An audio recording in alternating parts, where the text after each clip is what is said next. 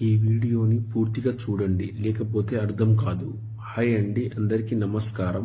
మరుగుమందు ఎలా తయారు చేస్తారో, అసలు ఈ మరుగుమందు నిజమా కాదా, దీనివల్ల ఉపయోగాలు ఏంటి, ఈ వీడియోలో తెలుసుకుందామండి. ఈ మరుగుమందు అనేది మన పూర్వకాలం నుంచే ఉన్నది.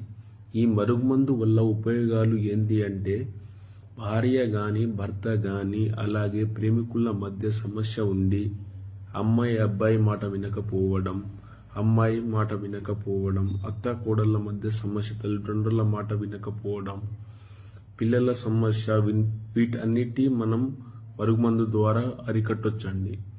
ఏ విధంగా అంటే, ఈ మరుగుమందుని మనం 2 రకాలుగా తయారు చేసుకుంటాం. స్వయంగా మా దగ్గరే తయారవుతుంది. అందువలన ఏ చిన్న సైడ్ ఎఫెక్ట్ కానీ ఇలాంటి చిన్న ఆరోగ్య సమస్యలు ఉండవు. ఈ మరుగుమందుని ఒకటి పసరు రూపంలో తయారు చేస్తాము, రెండవది వచ్చేసి పౌడర్ రూపంలో తయారు చేస్తాము. ఈ పసరు రూపంలో తయారు చేసే మరుగుమందు నీ చెప్పులకి, బట్టలకి, తలకి, శరీర భాగాలు